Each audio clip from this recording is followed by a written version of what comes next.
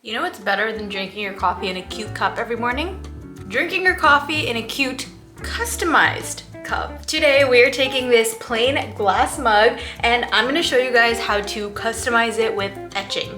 I purchased this glass mug off Amazon. It actually came in a set of 2, so if you want to do more than one, his or hers, best friend matching cups, it's a great idea for a great deal. And I also got the etching paste from Amazon as well. I find etching so cool because it's such a subtle way to customize glassware without adding too much. Like, you can make a fun design and not worry about it being too colorful or too this or too that. So without further ado, we're gonna get right into it. For my mug, I want to draw flowers all over my mug. Some other ideas that I've seen are people doing custom names, writing his or hers, wifey, husband, best friend, stuff like that. This is kind of the flower I'm going for. I drew it on my iPad, but what I'm gonna do now is I want the lines to be a little bit thicker, and I'm just gonna do it in Adobe Illustrator quickly, and I'll show you how I do that. I basically just brought my image into Adobe Illustrator and vectorized it by clicking the image trace button. It's super simple, but I know not everybody has access to Illustrator, and that is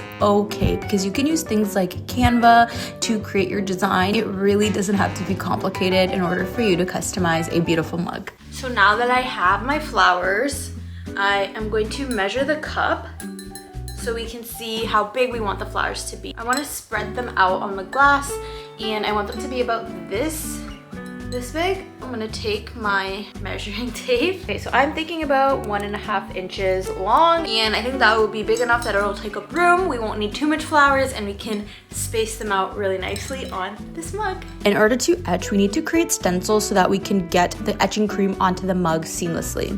I'm using Silhouette Studio to cut out my stencils. If you have a Cricut, that works too. The other option is you can also hand cut it. It is a bit more tedious, but sometimes you gotta do what you gotta do. The good thing about Silhouette and Cricut is that when you shrink it, it actually gives you the exact measurements of the item on the page. So I could exactly measure 1.5 inches of my flower, which is exactly what we measured out on the cup, so it works out perfectly. Now it's time to set up our Silhouette or Cricut. I'm just using black vinyl. Honestly, the color of the vinyl doesn't matter because we're gonna peel it right off afterwards. I just happen to have black vinyl, hence why I'm using it. We're gonna load up our cutting mat and go ahead and send our design to print.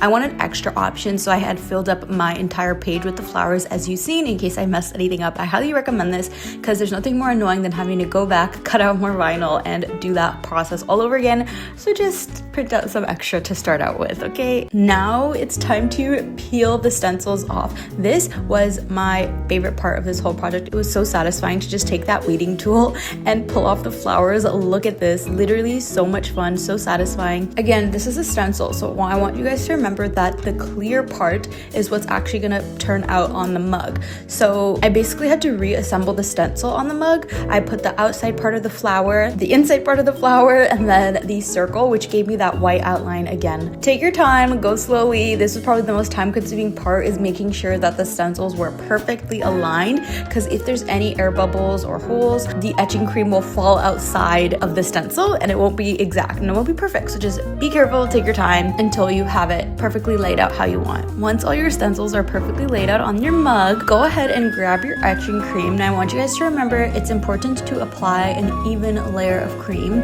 throughout the mug. Now we wait. So on the bottle it says 3 to 5 minutes. I tested it out beforehand and it barely showed up, so I actually left it on for more than 20 minutes actually. Once the time is up, it's time to remove the stencil and wipe off our mug. I made sure to peel off the stencils first before cleaning it off. This was also a little time consuming just because the vinyl is really sticky and it really stuck on there. So you're gonna need to pull your patience back out for this one, but it is worth it. You got it. Be careful with your weeding tool. There are instances when the sharp edge of the weeding tool went over the etching cream and I scratched some pieces off. So just be careful that if you are using a weeding tool like me, you're not scratching off your etching cream like I did. Now we're just gonna run it under water, grab a paper towel, and wipe off all the excess cream. It's gonna look like you're wiping off the design, but you're not. Trust me, the design is there. It's just really light. That is how etching cream is. That's how it's supposed to look. It is really light. And there you have it, your brand new customized mug.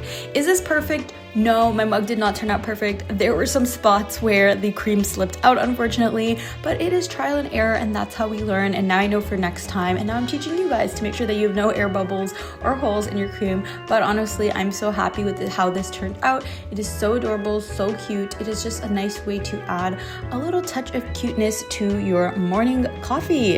Have fun with this one.